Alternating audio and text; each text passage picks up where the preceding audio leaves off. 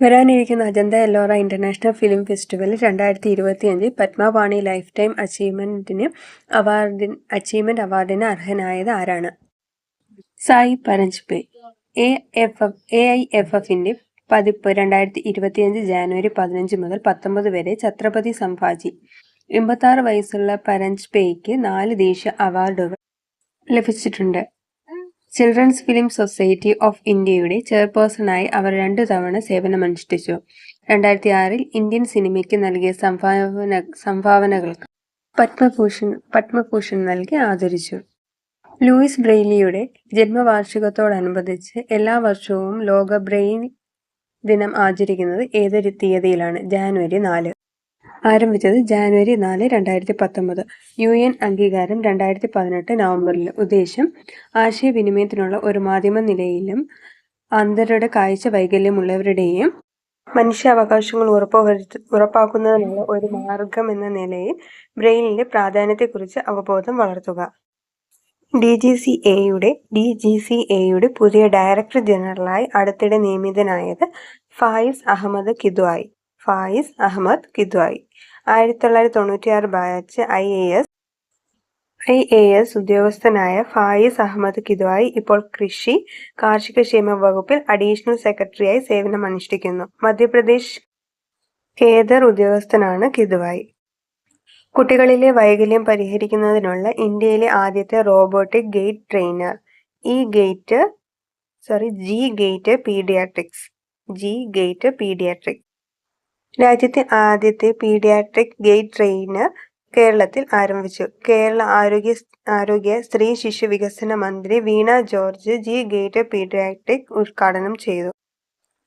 US ജനപ്രതിനിധി സഭയുടെ സ്പീക്കറായി വീണ്ടും തെരഞ്ഞെടുക്കപ്പെട്ട വ്യക്തിയാണ് മൈക്ക് ജോൺസൺ. ഹൗസ് സ്പീക്കറായി മൈക്ക് ജോൺസൺ 3 വോട്ടിന്റെ നേരിയ വ്യത്യാസത്തിൽ വിജയിച്ചു.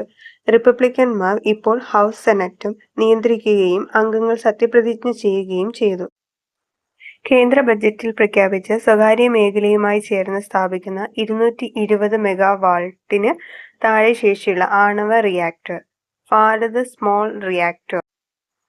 ഭാരത് ചെറുകിട റിയാക്ടർ സ്ഥാപിക്കുന്നതിനും രാജ്യത്തെ ആണവോർജ പദ്ധതിയിൽ സ്വകാര്യ മേഖലയിൽ ഉൾപ്പെടുത്തുന്നതിനുമുള്ള സംരംഭങ്ങൾ സർക്കാർ പ്രഖ്യാപിച്ചു.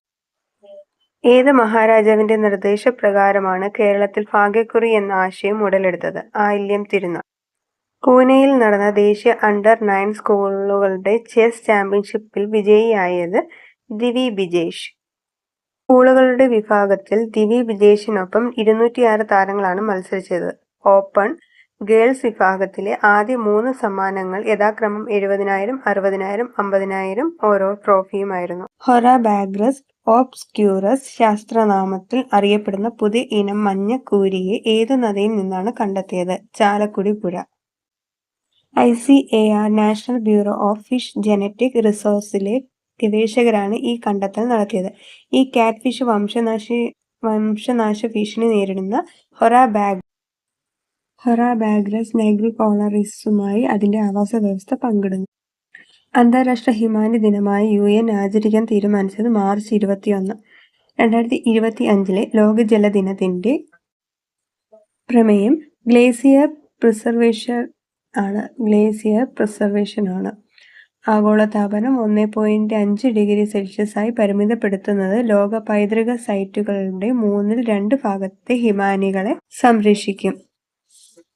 അതിദരിദ്രരി അല്ലാത്തതും വയോജന ഭിന്നശേഷി സൗഹൃദവുമായ നഗരത്തിനായി കോഴിക്കോട് കോർപ്പറേഷൻ നടപ്പിലാക്കുന്ന സമഗ്ര പദ്ധതിയാണ് സമന്വയി. ഗുണഭോക്താക്കൾ. ഈ സ്കീമിൽ 60 വയസ്സിന് മുകളിലുള്ള എല്ലാ വയോജനങ്ങളും ഉണ്ട്. കിടപ്പിലായ എല്ലാ രോഗികളും അവരുടെ പ്രായം പരിഗണിക്കാതെ ഇതിൽ ഉപയോഗിക്കുന്നു.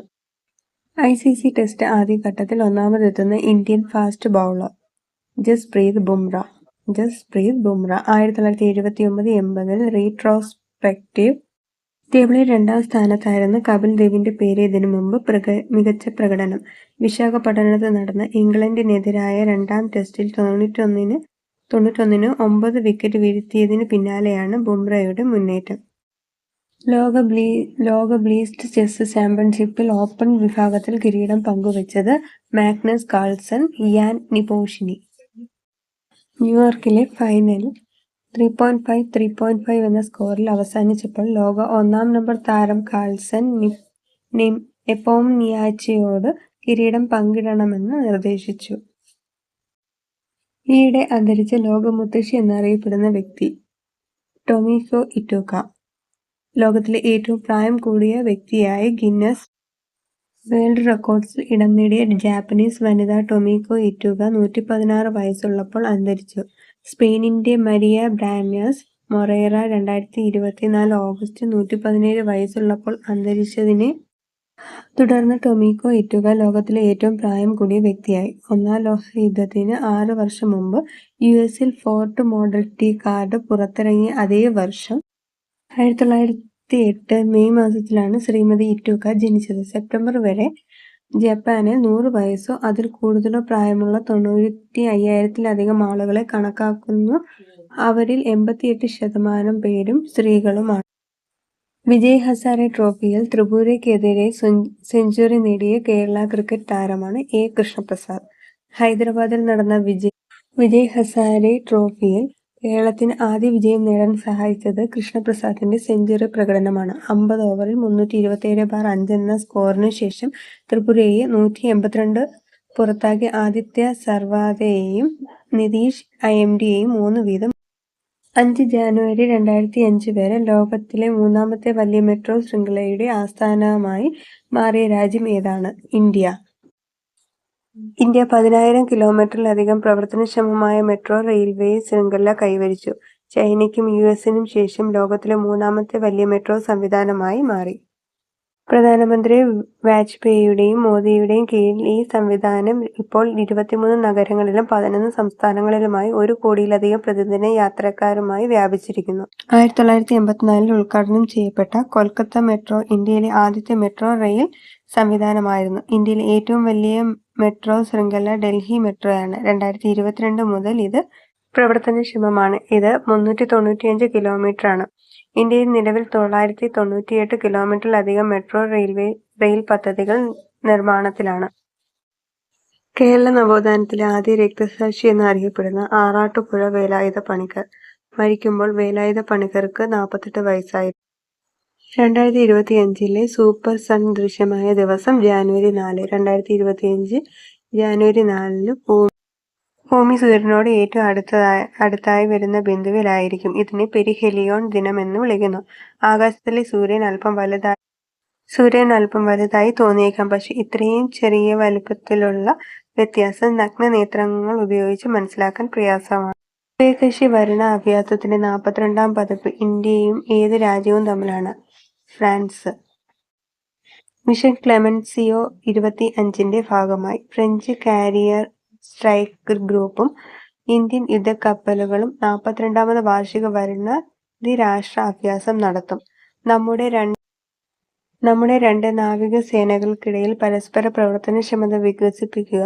ഒരു സഖ്യത്തിന്റെ ഭാഗമായി ബഹുമുഖ ഭീഷണി, അതായത് വ്യോമ കര അന്തർവാഹിനി നേരിടാൻ ക്രൂവിനെ സജ്ജമാക്കുക. ഈ വ്യോമ നാവിക പരിശീലനത്തിന്റെ ലക്ഷ്യം IPFOയുടെ കേന്ദ്രീകൃത പെൻഷൻ പേയ്മെന്റ് സംവിധാനത്തിൽ നിന്ന് എത്ര ലക്ഷം പെൻഷൻകാർക്ക് പ്രയോജനം ലഭിക്കും? 68 ലക്ഷത്തിലധികം പെൻഷൻകാർ. IPFOയുടെ പുതിയ കേന്ദ്രീകൃത പെൻഷൻ സംവിധാനം പ്രാദേശിക ഓഫീസുകളിൽ 68 ലക്ഷം പെൻഷൻകാർക്ക് നേട്ടമുണ്ടാകും. പെൻഷൻ വിതരണം ആധുനികവൽക്കരിക്കുക, പെൻഷൻകാർക്ക് കൂടുതൽ സൗകര്യവും കാര്യക്ഷമതയും നൽകുക എന്നതാണ് ഈ പുതിയ സംവിധാനത്തിന്റെ ലക്ഷ്യം. ഇന്ത്യൻ ആണവ പരീക്ഷണ പദ്ധതികൾക്ക് തന്റേതായ സംഭാവനകൾ നൽകിയിരുന്ന ഈ അടുത്ത് അന്തരിച്ച വ്യക്തിയാണ് doctor Rajagopala Chidambaram. Operation smiling ബുദ്ധയുടെ ശില്പി ഡോക്ടർ ആർ. ചിദംബരം 88ാം വയസ്സിൽ അന്തരിച്ചു. 1936 ജനിച്ച ഡോക്ടർ ചിദംബരം ചെന്നൈ പ്രസിഡൻസി കോളേജിലെയും ബാംഗ്ലൂരുവിലെയും ഇന്ത്യൻ ഇൻസ്റ്റിറ്റ്യൂട്ട് ഓഫ് സയൻസിലെയും പൂർവ്വ വിദ്യാർത്ഥിനിയായിരുന്നു. 1998 ആണവ സ്ഥാപനത്തിന്റെ തലവനായിരിക്കെ 5 ആണവ സ്ഫോടനങ്ങൾക്ക് അദ്ദേഹം മേൽനോട്ടം വഹിച്ചു. 8ാമത് അന്താരാഷ്ട്ര ഫോക്ലോർ ഫിലിം ഫെസ്റ്റിവൽ 2025 ജാനുവരി 10 മുതൽ കേരളത്തിൽ എവിടെ നടക്കും? 8ാമത് അന്താരാഷ്ട്ര ഫോക്ലോർ ചലച്ചിത്രമേള 2025 ജാനുവരി 10 മുതൽ 15 വരെ കേരളത്തിലെ തൃശ്ശൂരിൽ നടക്കും. Ramdas and Ravikrishna theatres, saint Thomas college, government college of fine arts എന്നിവയുൾപ്പെടെ വിവിധ സ്ഥലങ്ങളിൽ ഫെസ്റ്റിവൽ നടന്നു. ഈയിടെ സുപ്രീം കോടതി ജഡ്ജിയായി തെരഞ്ഞെടുക്കപ്പെട്ട മലയാളി ജെ. വിനോദ് ചന്ദ്രൻ. നിലവിൽ പാട്ന ഹൈക്കോടതി ചീഫ് ജസ്റ്റിസായ ജസ്റ്റിസ് കെ. വിനോദ് ചന്ദ്രനെ സുപ്രീം കോടതി ജഡ്ജിയായി നിയമിക്കാൻ സുപ്രീം കോടതി കൊളീജിയം തീരുമാനിച്ചു. ചീഫ് ജസ്റ്റിസ് ഇന്ത്യ സഞ്ജീവ് ഖന്നയുടെ ഓഫ് കൊളീജിയമാണ് ഈ തീരുമാനമെടുത്തത്. രക്തത്തിലെ കൊളസ്ട്രോൾ കണ്ടെത്താൻ റാപ്പിഡ് ടെസ്റ്റ് സംവിധാനമൊരുക്കിയ ഐ.ടി. ഗുവാഹത്തി. ഈ പുരോഗതിയോടെ ഹൃദയ സംബന്ധമായ അസുഖങ്ങൾ കണ്ടെത്തുന്നതിലും വിപ്ലവകരമായ മാറ്റങ്ങൾ വരുത്താൻ കഴിയുന്ന ഒരു ultra fast high sensitivity point of care detection kit സൃഷ്ടിക്കുന്നതിന് ഐ.ടി. ഗുവാഹത്തിയിലെ ഗവേഷകർ വഴിയൊരുക്കുന്നു. 2025 ജാനുവരി 6 പഞ്ചായത്ത് സേ പാർലമെന്റ് 2.0 ഉദ്ഘാടനം ചെയ്തതാരാണ്? ലോക്സഭാ സ്പീക്കർ ഓം ബിർള. ആദിവാസി സമൂഹങ്ങളിൽ നിന്ന് തിരഞ്ഞെടുക്കപ്പെട്ട വനിതാ പ്രതിനിധികളെ ശാക്തീകരിക്കുക എന്ന ലക്ഷ്യത്തോടെ 2005 ജാനുവരി 6 വനിതാ ദേശീയ കമ്മീഷൻ പഞ്ചായത്ത് പാർലമെന്റ് 2.0 ആരംഭിച്ചു. 82ാമത് ഗോൾഡൻ ഗ്ലോബ് അവാർഡിൽ മികച്ച ചിത്രമായി തെരഞ്ഞെടുക്കപ്പെട്ടത് ദി ബ്രൂട്ടലിസ്റ്റ്. A24 വിതരണം ചെയ്ത ബ്രൂട്ടലിസ്റ്റ് 7 വിഭാഗങ്ങളിൽ നാമനിർദ്ദേശം ചെയ്യപ്പെട്ടു. മികച്ച ചിത്രത്തിനുള്ള ഗ്ലോബ്, ബ്രാഡി കോർബറ്റിൽ മികച്ച സംവിധായകൻ, ഹംഗേറിയൻ ലാസ്ലോ ടോത്ത് എന്ന ബ്രോഡിയുടെ വേഷത്തിന് മികച്ച നടൻ എന്ന പുരസ്കാരങ്ങൾ നേടി. ബ്രോഡിയുടെ ആദ്യ ഗോൾഡൻ ഗ്ലോബ് പുരസ്കാരമാണ്. എല്ലാവരും ഈ ചാനൽ ഇഷ്ടപ്പെട്ട സബ്സ്ക്രൈബ് ചെയ്ത് സപ്പോർട്ട് ചെയ്യണേ. ബെല്ലൈക്കണും കൂടി ക്ലിക്ക് ചെയ്ത് ഞാൻ ഇടുന്ന വീഡിയോസ് കാണാം. എല്ലാവർക്കും താങ്ക് യു.